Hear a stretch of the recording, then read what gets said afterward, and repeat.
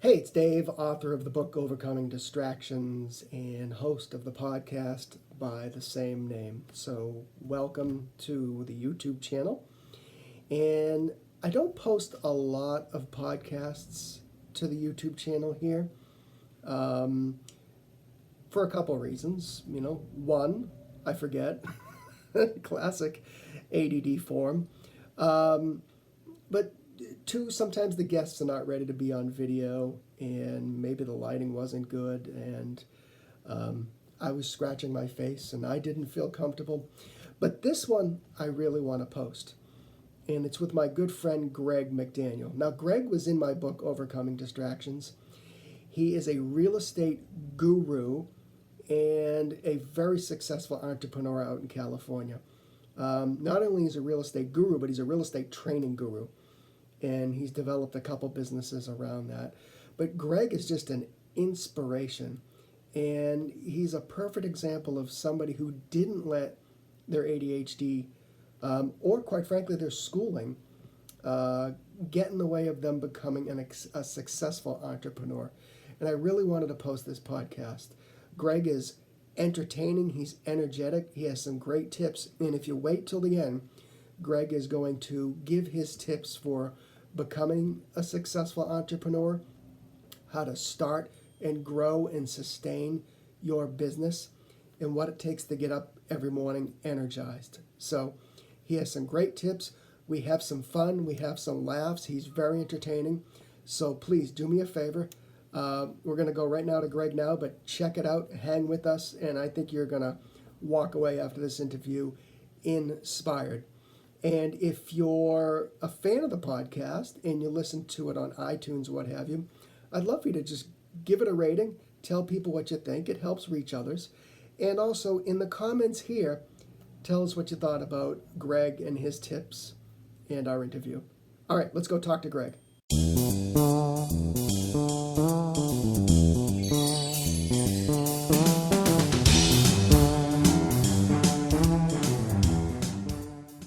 All right, everybody, we're back. It's Overcoming Distractions, and we're going to try and entertain you today. We've got, as I mentioned in the introduction, one of the all-time favorites of the book, Overcoming Distractions, Greg McDaniel. So welcome back, my man.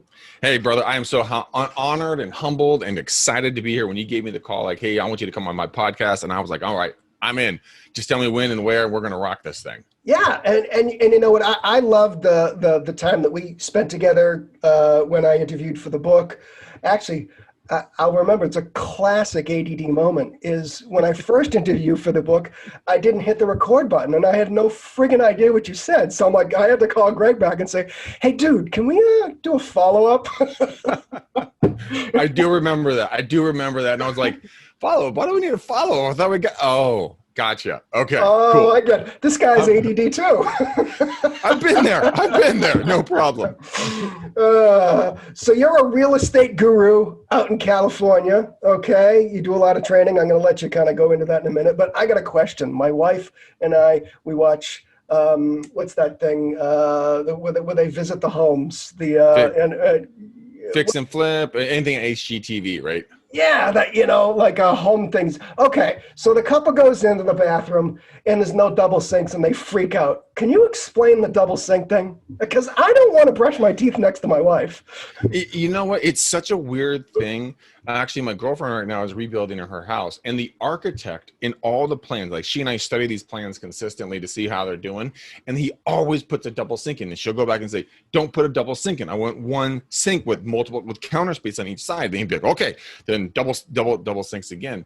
It's a selling point that a lot of people think that they need to have in a house, but in reality, like you said, David, how many times are you going to be sitting there scrubbing your pearly whites, next to your wife? Never. And if you guys are in there at the same exact time, you know what? You can share the stinking sink. There's not going to be a problem with it. Yeah. But people like to they like to sell it as a fact, like his and hers. And in reality, look, it's just a sink. That's all you need. Is just a sink, scrub teeth, wash face, dry face, leave bathroom. End of story. And if I'm in the bathroom, I don't want anybody else in there. I mean, it's just me, So yes, it's my time, man. It's my time in here. All right, as usual on this podcast, we get off track immediately, and that's okay. All right, but anywho, Greg is the host of Real Estate Uncensored, both on YouTube and on iTunes and all the other things. So, but tell people a little bit more about what you do, what brings in the cash, what makes you happy.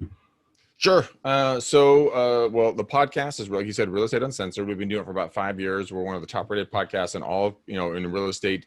We named it Real Estate Uncensored because that was what we wanted to do, is we wanted to take the censorship out of real estate, because so many times people will hide things behind paywalls when it comes to training and giving and education. And I said, pretty much F that. I'm not going to deal with that anymore. People need to know how to run their business and not get raked over the coals for this. So we started this 5 years ago, and then just turned into me being uncensored and dropping F-bombs and having a blast, bringing great guests on, and just basically being a rabble rouser, and just getting people to engage and be authentically them. And so that has led into several things when it comes to where the cash is coming from. When my business partner and co-host Matt Johnson on the show, he and I looked at each other one day and said, well, is this show is anyone even gonna watch our stinking show? And we said, we don't know, but we're going to go after it. And so by giving consistently and persistently, I have one new training program that's out. I have another one that's in the works right now. I have multiple business relationships with high level people all around the world, literally people I could never have even imagined to be in business with. And I'm growing my real estate brand consistently around the globe. And it's all because of just giving consistently, never asking for anything in return. My father, my best friends, my brothers, even my girlfriend they've always said, well, Greg, you got to charge for your time. And I said, no, I don't. I'm going to give my time, because everything that I do now is paying forward to something even greater that's going to pay me back in return. And I've made a partnership with a gentleman by the name of Jake Wolf. He runs a company called Clever Leads with a K. Mm-hmm. And Jake is a master marketer, and and this is what I love, David, is the fact that because I've given so much, it is amazing to see what's been giving back to me now. I have partnerships with a gal named Bernice Ross. She's a very influential person in the real estate industry. We have Jake Wolf. I have Todd, another gentleman. I have, all these high level folks. And that's where the money's coming from. It's from giving without ever asking for anything in return up front, and just wanting to help people get the best version of themselves and giving everything of myself. And now they are giving back to me in ways I could never imagine. So you have to dig your well before you drink from it. You cannot expect us to drink from the well you've never put any time into. And that's where a lot of people fall down, because they feel that, they feel a little bit, air quotes, a little bit entitled to the fact that, I breathe, I should have blah. No. You get what you earn, not what you feel what you're entitled to. I mean, I can't stress that enough. And being ADHD and being dyslexic, I've had to find workarounds. I've had to find ways to educate myself and entertain myself and keep myself on track. And, having a goal and something that I've been striving for and looking for and putting my mind to every single day. I mean, I have this book here. Well, all of you guys that can see this has the name of my brokerage called EXP on the front of it. And I write a phrase in this thing every day. My goal is to fill this book up so I know exactly where my intentions are. That's where the money comes from. That's how you get it done, in my own personal, humble opinion. Yeah. And, when you and I met, and, one of the things that I took away and we wrote about in the book was that your ability to build relationships was your strength. Like you said, you had challenges like a lot of us did in school. I guess we could say you crashed and burned at one point, right? That's a nice way to put it. That's when your dad calls you up and you're down in college. You're doing nothing but drinking, doing drugs, chasing chicks, and never going to class, by the way. And after he spent $100,000 on me in 2 years, he's like, nah, pulling the plug, you're out. That's a crash and burn. And guess where I landed? In a warehouse doing the grunts job. I think they even invented a grunt job for me so I could work there. And that was bottom of the barrel. I mean, making nothing, drinking way too much, just having no goal or nothing to go for in life. And then my father came around. He pointed me in the right direction, gave me leadership, gave me guidance, and I took off like a rocket ship. Yeah. But, you bring up a good point too, is that, I kind of did the same thing. I went to welding school and I've Mhm. talked about this and I sucked at welding. I mean, I sucked at it. I had one job at a place that, we fixed cars and made like railings for homes, and that guy fired me. I went to work in a factory, and it was 8 hours a day at the same machine, you know? And I'm just like, oh my God, there's got to be more to this. And I think for some of us, we need that kick in the ass. Yeah. It's not good for us. It's not good for our brain. We can't. We get bored. We said there's got to be something new. And you took your strengths, which was communicating. We talked before we hit the record button about us trying to make friends with the guys with the leather jackets in middle school and smoking butts in the woods and stuff. And but there's something to that, right?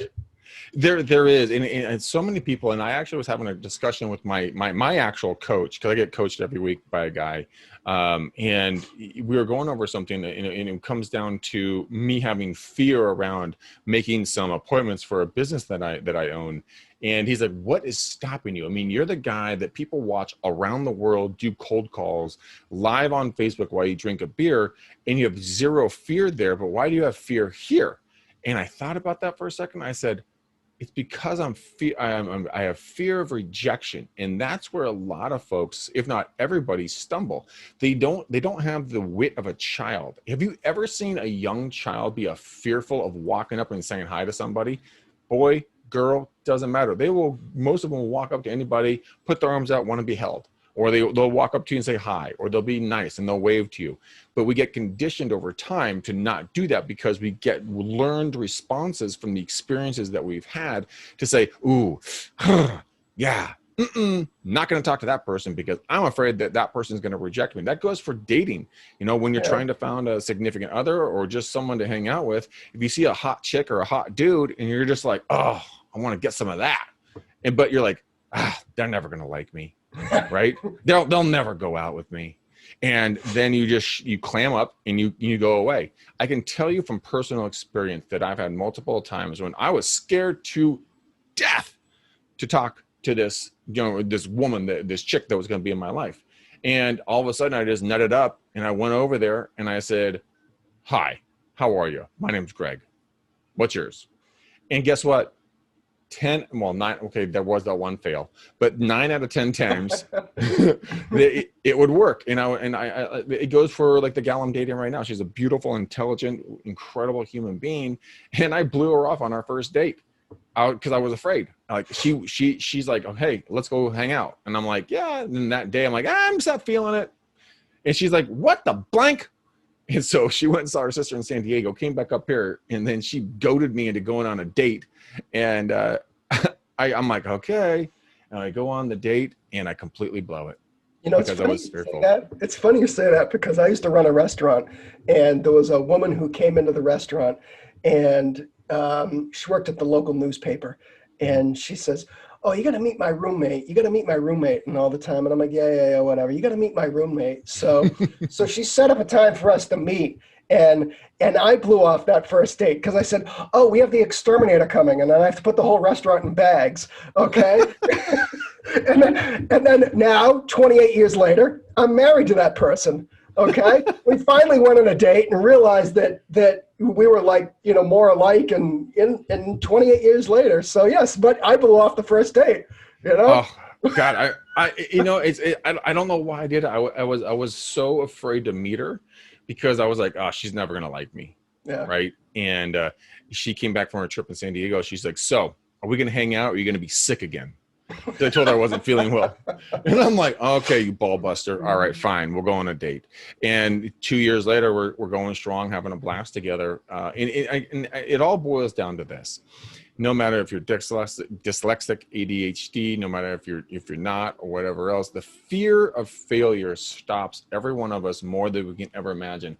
I have a sticky right here. It says, "Fear is the silent killer to your success." Yeah. And that can be anything. Guys, if you're listening to my voice right now, please heed the advice I'm going to give you from someone who's walked down this road more than you can imagine.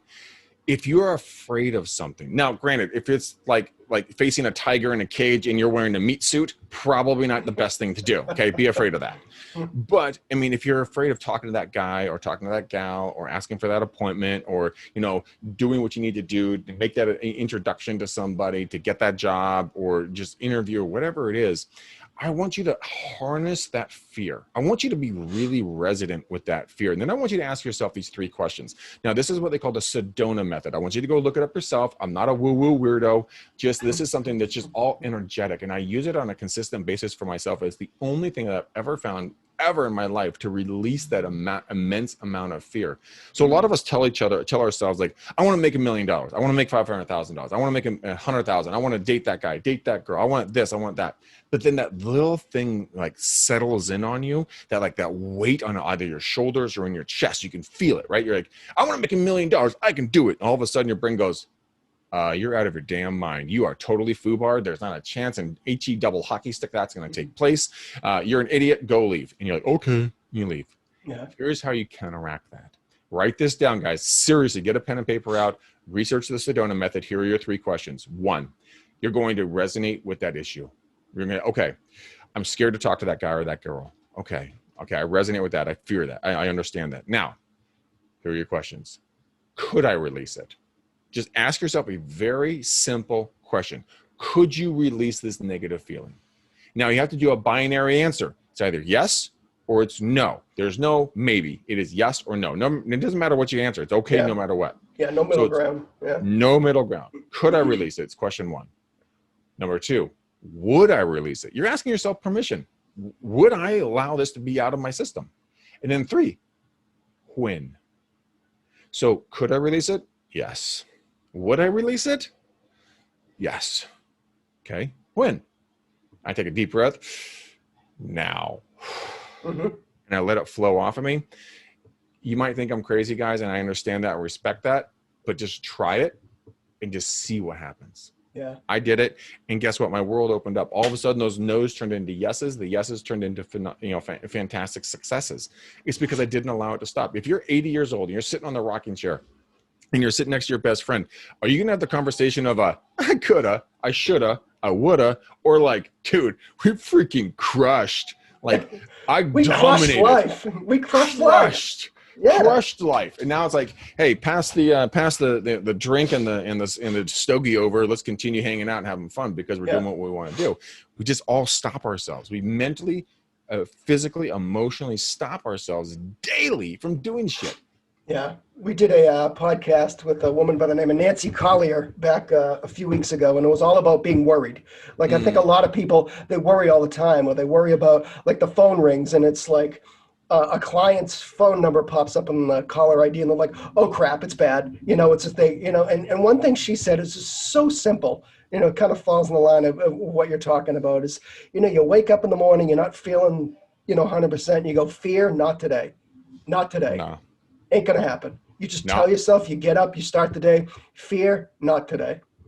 I say this to myself. I actually said it to myself this morning because I was super tired. My girl and I got up to get her ready to get her out the door for her work. And I said, and this is something I repeat 3 times. I say, today is going to be an amazing day. I say that right when I wake up. I'm like, today's going to be an amazing day. Then I say it again a little bit more awake. Today's going to be an amazing day. And then I finally swing my feet out of the bed. I'm like, today is going to be an amazing day. Boom, feet touch ground, off and moving. You primed yourself, you're ready to roll. My boy Jake Wolf, I told you about, who owns Clever Leads. He's a hilarious dude. He used to be military intelligence, right? So he's just an old, rough around the edges vet, right? He's awesome. And he'll literally get up, and I've never experienced this personally, but he tells me that he'll get up and roar or growl when he gets up. And his wife is like, why are you growling in the morning? And he says this, I'm just letting the world know I'm here. And I'm like, all right, that's one way. That's one way to get yourself primed to get you out the door. But I think a lot of us, and you know what, I can't help but admit to this, but this whole COVID thing, and if you're listening to this podcast in 2022, remember COVID? Okay, well, we're talking about that right now. You've got, parents who just all of a sudden, boom, school's done. You know, the kid's home, you're running a business. Okay, boom. Now you got to set up a home office because you're stuck at home. The office is closed. You know, for people like me who, you know, had to take care of parents during this whole thing, Mm. you know, so you're running a business, you're trying to figure out the school thing, which was a complete cluster in the beginning. God love the teachers, but they didn't have the tools ready for this. And you know what? You get to the point where you wake up and you know, like, I'm just tired. I'm just tired. I was on a podcast the other day with somebody, and I was saying that, and I'm dead serious. There were just times where like my face hurt by like 3 o'clock in the afternoon. You know, it's just it takes a toll on your body. But my point is, you know, you got to get to a point. We're talking about this 7 months into COVID, where you get up and that automatic is like, I'm just tired. And I'm like, no, stop. You're not tired. You get a good night's sleep. Okay, it's just, you're not tired. Stop telling yourself that at 6 in the morning when your feet hit the floor, you know. And I've had to pull myself back into that because that's just like, oh, I'm just tired. No, I'm not tired. I'm fine, you know. You're fine. Words have immense power, and what you tell yourself will become reality. Either I forget who said this. I wish I remember the name who quoted this. Maybe you can correct me, David. But you know, when you say you can or you can't, you're generally right at each time. Yeah. Because that's exactly what you tell yourself. Like yesterday, I had a cocktail or two. I was sitting here doing some end of the day work, and my girlfriend got home 2 hours before she was supposed to. And she's like, hey, let's go running. And I'm sitting in my brain, I'm going like, dude, I got like a cocktail or two in my system. I don't want to go for a freaking run. And I had a decision because she's like, do you want to go with me? And I said, and in my mind, I'm like, hell no. And then what came out of my mouth was, okay. And here's the reason why. Because I made a decision in my mind to say, look, I can do whatever I put my mind to. And so what I do, I went for a 4-mile run, and I came back, and then we went for a swim, and we had a glass of wine in the pool, and we had a beautiful evening and made some food together. And I could have made that decision not to go for that run. Why did I make the decision to go for the run? 2 reasons. Well, 3. 1, I wanted to get some time with my chick because I enjoy spending time with her. 2, I knew I needed to go for a run. And 3, I wanted to challenge myself to see if I could really go farther than I thought I could go. The Navy SEALs call it the 3-foot rule. Anything within 3 feet of your body is your control zone.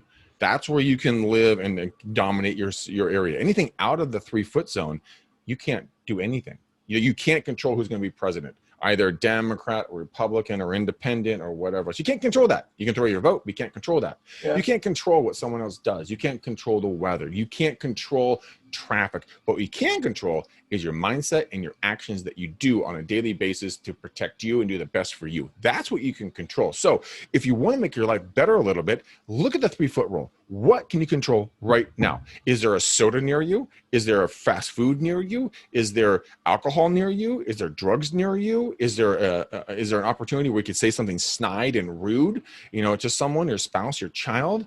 You have a choice in every one of those situations. Do you eat the hamburger? Do you throw it away and snack on some salad? Do you drink the soda or pick up some water? Do you have a snide comment to your spouse or your child because they're irritating the Jesus out of you? Yeah. Or do you say something kind and loving and find something that you really want to see beautiful inside of them? Darren Hardy, the ex-editor of Success Magazine, you obviously know him. He wrote in his book that he had a friend that was they were at a party and they went to go get some more drinks or snacks or something from the store. And his buddy said, hey, I think I'm going to divorce my wife. And Darren's like, whoa, hold up. Like, why? What's going on? He's like, well, everything she does irritates me and blah, blah, blah, blah, blah. And Darren goes, well, do you want some advice? Do you want me to help you with this? He's like, yeah, of course I do. I mean, I love my wife. I want to stay with her, but she's driving me up the wall. And so Darren said this, look, I want you to take a nondescript little book. Every day for the next 365 days, I want you to write something beautiful and wonderful that you see in your wife every day. It could be the way she did her hair, how she helped the kids get up, she fed the dog, she, made a beautiful dinner, she fill in the blank every day, 365 days. So the guy said, well, Darren, do you think this is actually going to help? He's like, try it for 30. Let me know what happens after 30. The guy calls Darren after 30 days. He goes, dude, our relationship is amazing. It's incredible. It's growing every day. And Darren goes, why do you think that? And the guy thought about it. And he goes, because I'm seeing my wife in a new light. And that's exactly what we can do. So 365 days later, he sat her down. He gave her the book. Well, you can guess the waterworks that took place there, right? Yeah, right. Incredibly strong relationship. So here's my challenge to you guys. If you're looking at things in a negative light, I want you to go down, get a little book, go to CVS, go to wherever. Just it could be like $4. It doesn't have to be anything. Nothing big. And I don't want you to tell anybody about this. This is your secret. And I want you to write something beautiful that you see every single day. And then 365 days, it could be for your spouse, your significant other, maybe you're a single parent and you have a child, write it about them. If you're single and you have no one in your life, write something that you see and you experience that you find beautiful. It could be an older woman being helped across the side, the crosswalk by somebody, or a tall guy helping a short person in the store grab something on the top shelf. Write something beautiful that you see every day and watch how your attitude will change. It will be like that. It could be about yourself, like you said. Yeah. I was just talking about this on a podcast last week, and I forget with who, but I can't stand the ADHD Twitter world. If you've ever gone on Twitter and you look at what people are talking about in ADHD, I tell you, it's 80% negative. It's just like, oh, I couldn't focus today and blah, blah, and it's just like, and it's like all of a sudden somebody got 1,000 likes because they complained about their ADHD. I know it's not easy for some, okay? I mean, I think for some, there's two schools of thought. It's either a superpower or it's a curse or it's a little bit in between, and I get maybe being on social and maybe having some shared experiences with people, what have you. But it's just like, it just seems like these negative posts on social media get such a ton of traction. And I just want to sit here and smack my head against the wall. I don't get it. Did you just sell a couple books because you talked about, losing your car keys? I don't know.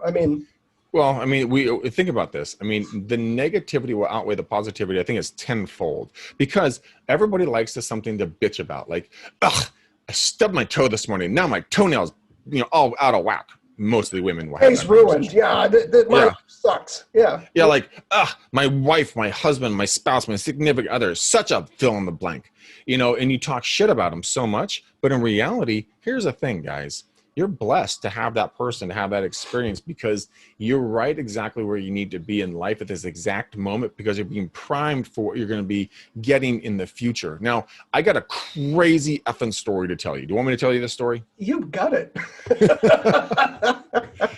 So for all of you guys who don't know, there's a guy named Tom Ferry. Tom Ferry is like the 800-pound gorilla in real estate training. He's like the biggest name in the whole game. And in 2014, I was at one of his conferences in Southern California, and there was probably 3,500 to 4,000 people in this auditorium in Anaheim, California. And he led us through a meditation. Now, I'd never done a meditation before, right? And it was the most insanely unique experience I've ever had in my entire life. So what he did, he's like, okay, I want you guys to go from where you are, and he walked us through verbally, like you pick yourself up, you're going to float forward, you're going to put yourself down in 5 years in the future. And I'm like, okay. And so I picked myself up mentally and I moved across and I plopped myself down and I see my future self. And I'm like, holy shit, like that's me. And damn, I'm good looking. By the way, I'm really good looking in my future. I don't know what happened to me now, but in the future, I'm really good looking. But I see myself. I see the house I'm in. I can still see it clear as day. And there's a boat in the back. I think I'm either in Florida or San Diego or something like that, but there's a boat. I see this beautiful dark-haired woman. And she is freaking smoking hot. I couldn't see her face, but I saw everything else. And not in a weird way, but you know what I mean. And so she leaves out of kindness, and I have a conversation with my future self. And I ask him multiple different questions. And I ask him, do I make it? He says, yes, you make it. Success, business-wise. And I say, what do they call me? And he says, they call you the coach of coaches. And I'm like, okay, what do I have to do? He says, you have to stay the course. Now, keep in mind, I don't use the verbiage coach of coaches. I've never wanted to be a coach. And I've never used the verbiage stay the course ever in my life. So pick myself up. I go back to Anaheim and mentally I'm back in the auditorium and I'm sitting there crying like a schoolgirl. Right. I'm just like, writing all this stuff down. And I kind of put it off to the side. Well, I went through multiple experiences in my life, multiple things I had to do, good, bad, ugly, and everything else. And a couple of weeks ago, my good friend Bernice Ross, who writes for Inman News, again, the biggest publicist for real estate news, she made a comment to me because she and I write an article every week for them. And she's like, Greg, she said, blah, blah, blah, stay the course.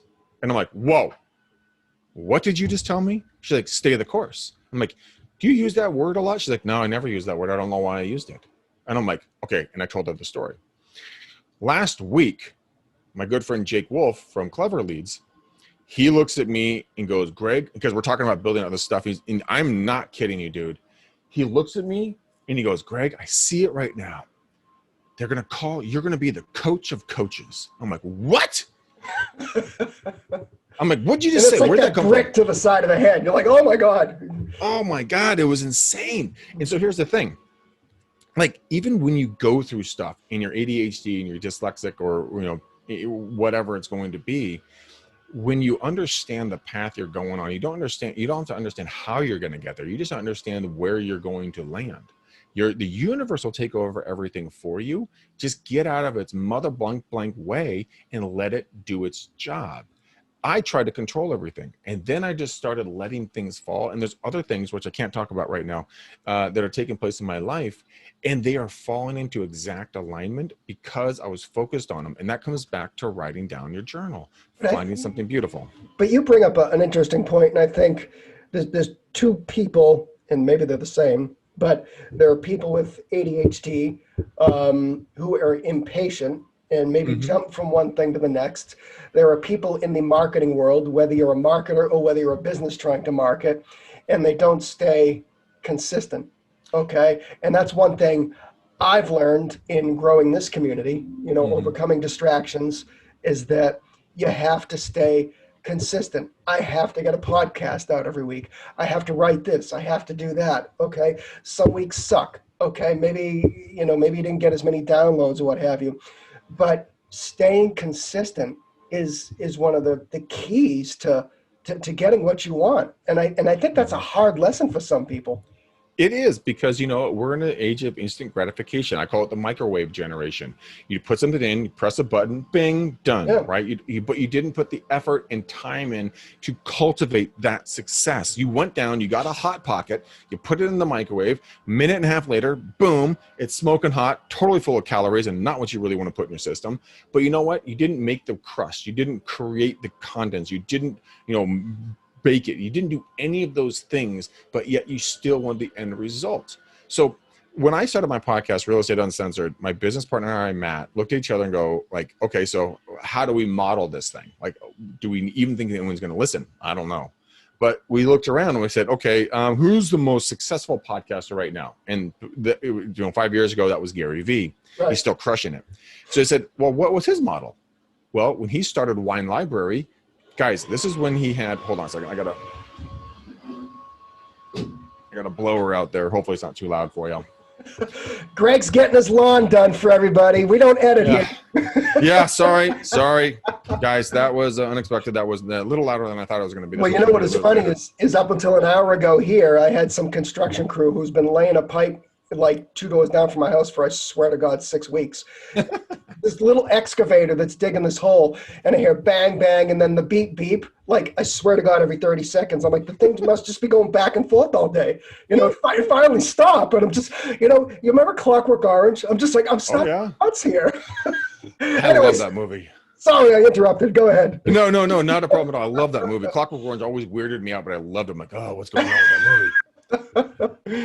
So what we're saying is that when it comes back to not looking around and being consistent, Matt and I made a decision that we knew that Gary Vee, it took him 18 months to get any traction. This is right when YouTube just started, guys. He was in his basement with a video camera, not like a digital recorder, like a video camera. Upload everything to YouTube.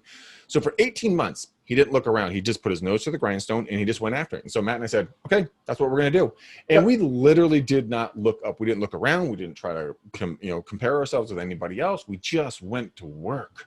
We put the labor in, and now we're one of the top rated podcasts in the entire industry because we're authentically who we are. with zero F's given in regards to kind of what people are going to think. Again, people hit me up all the time like, you are so weird. I'm like, yeah, I know. They're like, we love it. People will resonate with you guys. So put the time in. Don't look around. Nobody gives a flying blank about you. You've got to earn the respect by putting the time in. And if it's something you don't like, don't do it. Yeah. Go find what you love. Go chase that dream, and it will never be a day of work. I know it's cliche, but it's 100% accurate. Wouldn't you agree, David? No, it's totally true. There are, I've talked a billion times on this about the PR industry. And you know what? I ran a restaurant, and the only way I promoted the restaurant was through PR. And then I decided I hated the restaurant business. I went into PR because I actually liked it, and it was that shot of dopamine when, the TV crew showed up to your client, okay, what have you, and it's a shot to your client because they're like, oh, Dave got me on TV and everybody saw it, and then some jerk invented social media and destroyed the PR industry as far as I'm concerned. Okay. And we can debate all day long whether you should still send out a press release or not, but I think that's garbage, but I'm going to go down a rabbit hole that I'm not going to be able to pull myself out of. But anyways, PR has turned digital. And there are some parts, quite frankly, of my business, because what keeps the lights on is, helping busy executives with their content, is that, parts of it I do not like anymore. I'm just going to be completely honest with you. It keeps the lights on. I think I'm okay at it. Okay. But there's parts of it that I don't like. I love doing things like this because you and I and other guests, we're helping people. And it's really, I got a message the other day on Instagram. I'm a big fan of your book and podcast. And I'm like, I could have never thought of that, getting my head kicked in the schoolyard. Okay. But you know what? That's what you say is, I'm doing with this podcast and the book to come out at some point when I actually, get my fingers on the keyboards, is that I'm doing what I love. So let's expand on that because we're running out of, you and I always run the clock out. Okay. We do. We really do. But a lot of people who listen to this are professionals, they're executives, busy executives, they're entrepreneurs. So we're in this age of COVID-19. Somebody might have lost their job. Maybe their business actually folded, or they're deciding that, you know what, I got to make a change. So from your experience going through all you have over the years, kind of walk people through, if you were starting today to open a business, what are the things that are most important for somebody to focus on? My first is going to be clarity of what your business, what you want out of your business. 2, what's your ideal client? Because we can't be perfect for everybody. I mean, there are people who won't do business with me because of whatever that it might be. It might be that I'm a guy. It might be that I'm, tall. It might be that I'm fill in the blanks. I might wear glasses. I might offend them, or my beard. Who knows, right? Yeah. And of course, I'm being ridiculous in my examples, but people understand. Identify what your true story brand should be. What can you bring? What are you going to bring? And so you get so clear on that a 3-year-old can understand what you do for your business, right? Yeah. And a lot of you are rolling your eyes right now like, yeah, McDaniel, we get it. We understand that. But then number 2 is find your perfect client. Understand who that person or people are going to be that are going to buy your service or your product. Don't ever try to get out of track with that. And then stay persistently and consistently and aggressively a student of your industry and your business. Become the world's best entrepreneur in your sector. Spend what they call asphalt university. When you're in the car, when you're running, when you're walking the dog, when you're doing chores around the house, constantly be putting knowledge into your brain. Listen to podcasts like this podcast. Listen to audiobooks. Go out there and find YouTube videos and immerse yourself into this and never stop. My father, who's been a broker in 3 states for 49 years, he said, Greg, and I said, yes, Dad. This is the first conference I ever went to. He's like, Greg, I want you to get up early. I want you to go. We're going to reserve seats in the very front row. I'm like, why are we in the front row? He says, that's where winners sit. Yeah. Because winners will be taking notes. The losers will be in the back playing on their phones. And so that's what I would say. Consistently, persistently, aggressively become a student of your industry. Never stop learning. And then guess what, guys? Your dreams will come true, because what's going to happen is that you will be seen as a leader in your industry because you took the time, you dug your well, Now you can drink from your well because you sharpened and honed your skills, and you're going to become a force that can't be stopped. The easy thing to do, okay, guys, the easy thing to do is to sit on the couch, not do something productive. Watch that show that you've always wanted to watch, not go out for that walk or that run. You have to be moving forward. If you're moving forward, then if you're not moving forward, you're moving backwards. You're not moving backwards, then you're stagnant. If you're stagnant, you die. Yep. End of story. Yeah. Yeah. That's some great advice. So how can people find you? Do they Google Real Estate Uncensored? You want to give people a website? How do they work with you? I know you're still an agent, but also training people. So kind of run people how they can find you. Sure. By the time this comes out, I'll probably up and running, guys. It's really simple. It's Greg McDaniel, well, just gregmcdaniel.com. That's going to be my new website that's being up. If it's not up when you hear this, wait a little while. My team is building. It's going to be an amazing site. You want to take a look at our at our podcast. It is Real Estate Uncensored. Go to YouTube, Stitcher, iHeartRadio, anywhere you'll find it. You can listen to us there. You can type in Real Estate Uncensored on YouTube. You can and watch it there if you'd like to. If you're listening to this, not watching this, I'm the dark-haired white dude with glasses and a beard, with a microphone shoved in my face 90% of the time. And then just Greg McDaniel on Facebook. Again, guy, same description with a microphone in my face. And then Instagram, Greg McDaniel, REU, which stands for Real Estate Uncensored. Follow me there, guys. DM me. I would be happy to help you in any way, shape, or can. I got a lot of connections that if I can help you connect you with someone that would be a benefit for you, it would be my distinct honor and pleasure. Awesome. We're going to have you back because I put a bunch of questions down here I didn't even ask you.